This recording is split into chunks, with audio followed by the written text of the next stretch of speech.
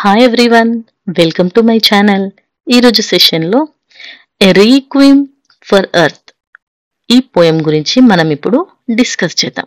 రీక్వీమ్ అంటే ఏంటి అని అంటే మరణించిన వ్యక్తి కోసం పాడే పాటను లేదా ప్రార్థనను రీక్వీమ్ అని అంటారు.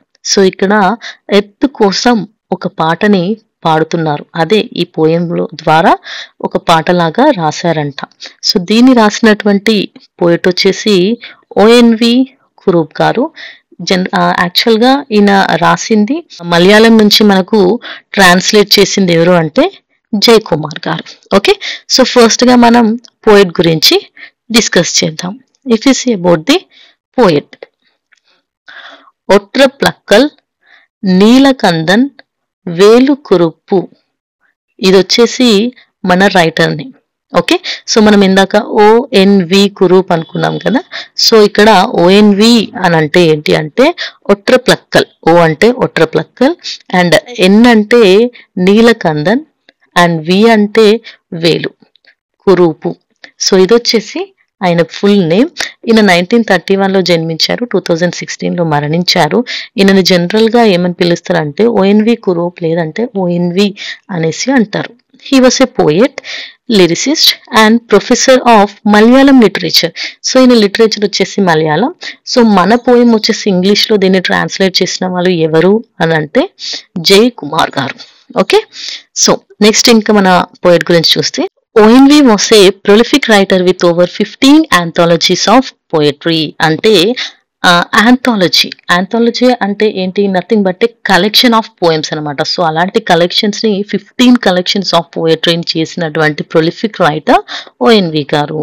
He wrote over 1500 songs for movies and KPAC dramas. So ఈయన డ్రామాస్ కి అలాగే మూవీస్ కి కూడా సాంగ్స్ రాసేవాళ్ళు. He was the recipient of many civilian and literary awards. ఆయనకి ఎన్నో అవార్డ్స్ వచ్చాయి. అందులో ఏమేమి ఉన్నాయో చూద్దామా. పద్మశ్రీ 1998లో వచ్చింది. నెక్స్ట్ పద్మ విభూషణ్ 2011లో వచ్చింది. జ్ఞాన్పీఠ్ అవార్డ్ 2007లో వచ్చింది. కేంద్ర సాహిత్య అకాడమీ అవార్డ్ 1975లో వచ్చింది. Next Kerala Sahitya Akademi award 1971, Odakkuzhal award 1990, as well as Ezhuthachan award and Vayalar award, Asian prize, Soviet land Nehru award and medal of Pushkin. So ఇవన్నీ ఆయనకు వచ్చినటువంటి అవార్డ్స్ అన్నమాట. సో ఇక మనం థీమ్ లోకి వెళ్ళిపోతే, requiem for earth is an outcry against the exploitation of nature and earth by humans in the name of development. So ఇప్పుడు మనం చూసే ఈ పోయం రిక్వీమ్ ఫర్ ఎర్త్, ఇది ఒక క్రై. దేనికి అంటే against exploitation of nature and earth by humans in the name of development. So development, అభివృద్ధి అనే పేరుతో హ్యూమన్ బీయింగ్స్, మనుషులు ఏం చేస్తున్నారు అని అంటే ఈ నేచర్ని అలాగే ఎర్త్ని కూడా వినాశనం చేస్తున్నారంట. The poet believes that the brutality with which we shamelessly and greedily exploit the earth will lead to the extinction of the life. So మనం ఏదైతే ఈ కిరాతకాన్ని చేస్తున్నామో, ఈ ఎర్త్ని నాశనం చేయడానికి చూస్తున్నామో, దీనివల్ల ప్రపంచంలో ఉన్నటువంటి ప్రాణకోటి మొత్తం అంతరించిపోతుందంట. As a result the earth would perish with nobody to sing a requiem for her. So దీనివల్ల ఏం జరుగుతుంది, మన ఎర్త్ ఒకవేళ మనం అందరము చనిపోతే తనకు పాట పాడటానికి, తన చివరి దశలో పాట పాడడానికి అసలు ఎవరు మిగిలరంట. In this poem the poet presents snapshots of the beauty of nature, the plight to which it is reduced and the ultimate outcome of this exploitation. So ఇందులో ఈ నేచర్ యొక్క బ్యూటీని, అలాగే ఎలా బ్యూటీ ఉన్నటువంటి ఆ నేచర్ని వినాశనం చేశారు, దానివల్ల జరిగే అవుట్కమ్స్ ఏంటి అనేది మనం క్లియర్గా చూడొచ్చు.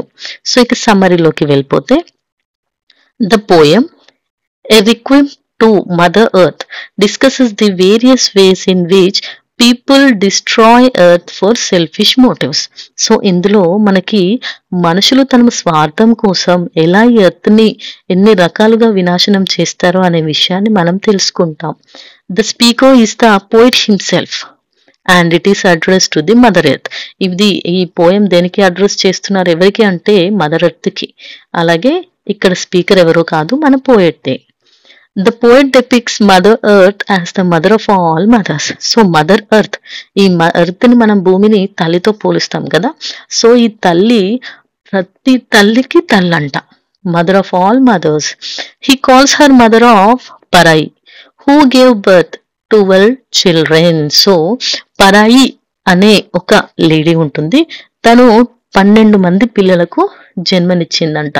సో అలాంటి పరాయికి జన్మనిచ్చిన తల్లితో సమానం ఈ mother earth. Her children are unable to live in unity.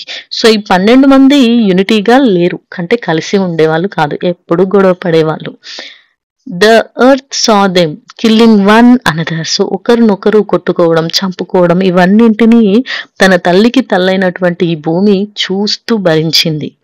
They became the 12 clans. So అలా 12 క్లాన్స్ గా విడిపోయారు. They gave rise to the caste and tribes of India. So అలా ఆ క్లాన్స్ విడిపోయి కులాలుగా రకరకాల క్యాస్ట్లు అనేసి, ట్రైబ్స్ అనేసి విడగొట్టేశారంట. సో ఒక తల్లికి పుట్టిన పిల్లలు విడిపోయి డిఫరెంట్ క్యాస్ట్లలాగా సపరేట్ అయిపోయారంట. The mother earth was helpless. So అన్నదమ్ములందరూ కలిసి ఉంటే ఇప్పుడు ప్రపంచంలో ఏ క్యాస్ట్ అనేసి డిఫరెంట్ ట్రైబ్స్ అనేవి ఉండకపోయేవి కావచ్చు, అందరూ ఒకేలా ఉండేవాళ్ళు కావచ్చు, కానీ వాళ్ళు యూనిటీ లేక విడిపోయి ఇలా డిఫరెంట్ క్యాస్ట్ల పేరుతో విడిపోవడం వల్ల ఇప్పుడు మనకు అవన్నీ ప్రపంచంలో ఉండిపోయాయి, క్యాస్ట్ సిస్టమ్ అనేది వచ్చింది అనేసి చెప్తున్నారు ఇక్కడ poet. The mother earth was helpless. So తను హెల్ప్లెస్, ఇంకా మదర్ ఎర్త్ ఏం చేయలేకపోయింది. She shed tears silently by seeing her children fighting with each other. వాళ్ళు గొడవ పడుతుంటే, చంపుకుంటుంటే చూస్తూ ఉండడం తప్ప ఏమీ చేయలేకపోయింది. Mother earth Nourish her children by the resources in her. So mother మనకి ఏమిస్తుంది, పాలనిచ్చి పెంచి పెద్ద చేస్తుంది. అలాగే ఈ ఎర్త్ కూడా తనలోని రిసోర్సెస్ ని మనకి ఇస్తుంది. But after becoming stronger they started drinking blood from her sacred heart. So ఎలా అయితే మనుషులు పాలిచ్చి పెంచిన తల్లి యొక్క రక్తాన్ని తాగుతారో, అలాగే ఈ భూమిని కూడా పీల్చి దాంట్లో ఉన్నటువంటి రక్తాన్ని తాగుతున్నారంట. The poet says that the tale of the Greek king Oedipus who unknowingly married his mother. So ఇక్కడ ఒక గ్రీక్ కింగ్ గురించి మాట్లాడుతున్నారు. ఈయన తెలియకుండా వాళ్ళ తల్లిని మ్యారేజ్ చేసుకున్నారంట. Has become old. సో ఈ కథ అనేది పాతగా అయిపోయింది. The children of mother earth are writing a new version of this old story. కానీ ఇప్పుడు ఉన్నటువంటి ఈ మదర్ ఎర్త్ పిల్లలు ఏం చేస్తున్నారంటే ఒక కొత్త వర్షన్ ఆఫ్ స్టోరీని రాస్తున్నారంట. These children strip her naked with axe and sell her in the market for the drink. So ఆ గ్రీక్ కింగ్ తెలియకుండా తల్లిని పెళ్లి చేసుకున్నాడు. కానీ ఇప్పుడున్న పిల్లలు ఏం చేస్తున్నారు అని అంటే, తల్లిని నేకుడుగా, అంటే తన భూమి మీద ఉన్న చెట్లన్నింటినీ తను వేసుకున్న బట్టలతో సమానం, ఈ గ్రీనరీ అంతా కూడా ఈ భూమికి బట్టలతో సమానం, అవన్నీ తీసేస్తున్నారు, గొడ్డలితో నరికేస్తున్నారు, చెట్లు అనేవి లేకుండా చేసేసి వాటన్నింటినీ మార్కెట్లో అమ్ముకుంటున్నారు ఫర్ దే డ్రింక్, అంటే వాళ్ళ స్వలాభం కోసం. The poet describes the cruelty done by humans in various forms. ఇంతేకాదు ఇంకా చాలా రకాలుగా విధ్వంసాలని చేస్తున్నారంట. As a result the stability of ecosystem is lost. అందుకే మన ఎకోసిస్టమ్ కూడా కంప్లీట్ గా చేంజ్ అయిపోయింది. For example, the sun shines brightly but its rays are fierce. So sun rise అందరికీ తెలుసు కదా, ఆ సూర్యకిరణాలు ఎలా ఉంటాయి, చక్కగా ఉంటాయి. కానీ అవి ఇప్పుడు ఎలా ఉన్నాయి, చక్కగా కాదు, మండుతున్నాయి. ఆ వేడిని మనం భరించలేకపోతున్నాం. సో ఇక్కడ ఇట్స్, దీన్ని ఇట్స్ అనేసి రాసుకోండి. The climate and the seasons have change. చూడండి వాతావరణంలో ఎన్ని మార్పులు. సీజన్స్ చూడండి, అసలు ఏ సీజన్ ఏంటో కూడా అర్థం కావట్లేదు. ఎండాకాలంలో వర్షాలు పడతాయి, ఓకే, నెక్స్ట్ వానాకాలంలో అసలు వర్షాలే ఉండవు. అసలు కంప్లీట్ సీజన్స్ చేంజ్ అయిపోయాయి, వాతావరణాలు మారిపోతున్నాయి. అప్పుడే ఎండ ఉంటుంది, సడన్ గా వాతావరణం మారిపోతుంది, వర్షం పడుతుంది. ఎప్పుడు ఏమో జరుగుతుందో తెలియట్లేదు. There is no rain in June. June లో వర్షాలు పడాలి కానీ వానలు ఉండట్లే. No flowers in April. April season లో ఎక్కడ చూసినా ఫ్లవర్స్ ఉంటాయి, కానీ ఇప్పుడు కనబడట్లేదు. No coldness in December. December అంటే చలికాలం, కానీ అసలు చలి ఎక్కడుంది? There were stagnant rivers. ఎక్కడ చూసినా మొత్తం ఆగిపోయినటువంటి రివర్స్, ఎండిపోయినటువంటి చెరువులే కనిపిస్తున్నాయి. Leafless trees in the forest. చెట్లు ఉన్నాయి, కానీ వాటికి ఆకులు అనేవి లేవు. సో ఇలా మొత్తం ఎకో సిస్టమ్ అంతా పాడైపోయింది. Ecological balance is all broken, and the rhythm of creation is shattered due to the exploitation of the nature by humans. So ఈ ఎకలాజికల్ బ్యాలెన్స్ అనేది బ్రేక్ అయిపోయింది. ఒక రిథమ్ అంటే ప్రతిదీ ఒక సిస్టమాటిక్ వేలో ఉన్నటువంటి క్రియేషన్ అంతా నాశనం అయిపోయింది. ఇదంతా ఎవరి వల్ల జరిగింది? హ్యూమన్, మనుషుల వల్లే జరిగింది. Poet compares life to a person whose chariot wheels are struck on their course. So మన జీవితం అనే ఈ రథం ఉంటుంది చూసారా, అందులో ఇరుక్కున్నటువంటి ఒక మనిషిలాగా ఉన్నారంట ఇప్పుడు మనం. ఓకే, అందులో ఇరుక్కున్న ఒక మనిషి లాంటి జీవితం మనది. అంటే ఫర్ ఎగ్జాంపుల్ కర్ణుడితో పోలుస్తున్నారు. ఓకే, ఎవరి రథ చక్రాలు అయితే భూమిలో పోయాయో, కూడుకుపోయాయో, అలా మన జీవితం కూడా ఉంది అనేసి చెప్తున్నారు. As long as he has sense, it is sweet memories that remains in him. So ఎప్పుడైతే మనం మన 5 సెన్సెస్ని యూజ్ చేసి ఆలోచించి మన నిర్ణయం తీసుకుంటామో, మన లైఫ్ ఎప్పుడు ఒక స్వీట్ మెమరీ లాగా నిలిచిపోయి ఉంటుంది. He took shape and life from earth. అందరు గుర్తుపెట్టుకోవాల్సింది ఏంటిదంటే, మనం ఈ ఎర్త్ నుంచే జీవితాన్ని ప్రారంభించాము, ఈ ఎర్త్ మీద డిపెండ్ అయ్యే బ్రతుకుతున్నాము. From the first drop of honey and herb on his tongue to the last drop of water at the time of death, everything is taken from earth. పుట్టినప్పుడు మన నోట్లో వేసే మొదటి తేనె చుక్క నాలుక మీద వేస్తారు కదా, అలాగే చివరి చుక్క ఆఫ్ వాటర్ అంటే లాస్ట్ డ్రాప్ ఆఫ్ వాటర్ మనం చనిపోయేటప్పుడు తులసి తీర్థం అని పోస్తారు కదా, ఇలా ప్రతిదీ కూడా మనం ఈ భూమి నుంచే తీసుకుంటున్నాము అనేసి గుర్తుపెట్టుకోవాలి. He sees a glimpse of Mother Nature in tender fruits, in fluttering banyan leaves and flowers.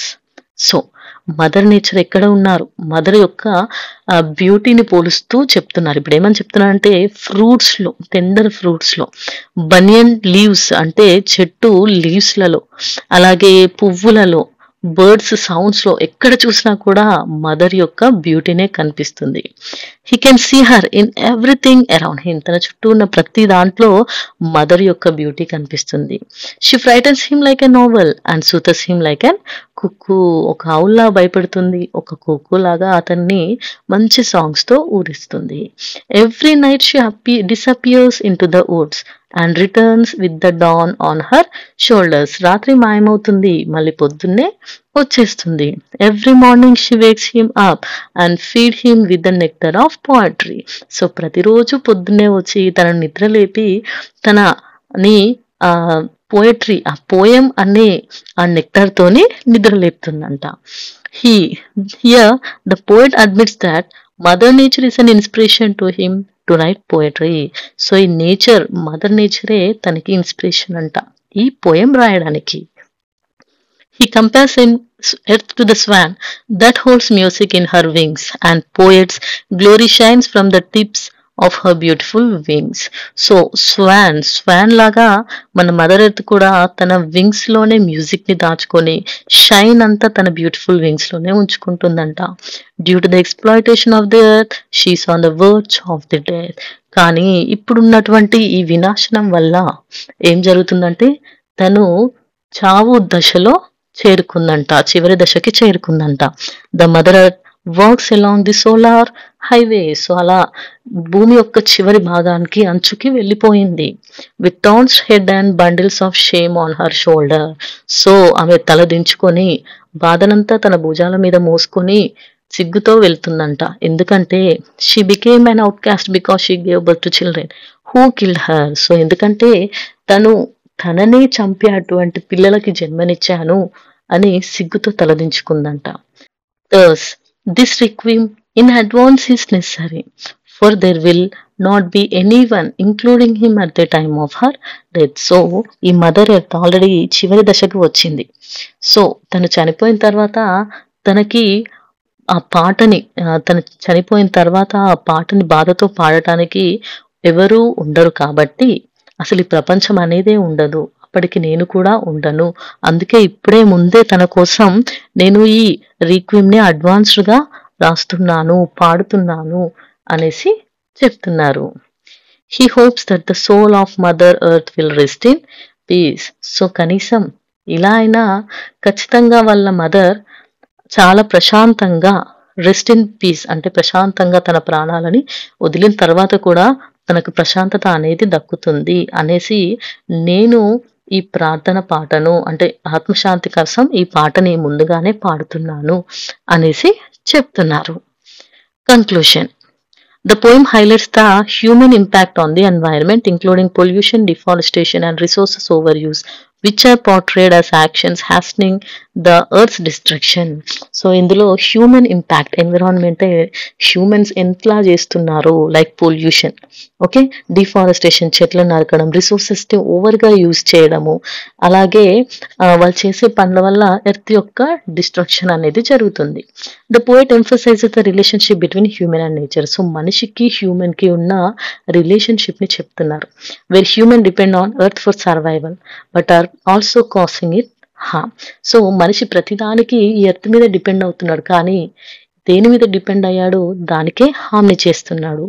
The poem concludes with a call for change, urging humanity to embrace sustainable living to ensure the survival of the planet. So అందరికీ పిలిచి ఏమని చెప్తున్నారు అంటే అందరూ మానవత్వంతో ఆలోచించండి. ఈ ప్రపంచంలో ఈ సర్వైవల్ ఆఫ్ ది ప్లానెట్ అంటే ప్లానెట్ ఇంకా ఉండాలి అనుకుంటే అందరూ కూడా చేంజ్ అవ్వాలి అనేసి చెప్తున్నారు. So this is all about the requiem for earth. అందరికీ అర్థమైంది కదా ఈ సమ్మరీ. సో మనం నెక్స్ట్ వీడియోలో మళ్ళీ కలుద్దాం.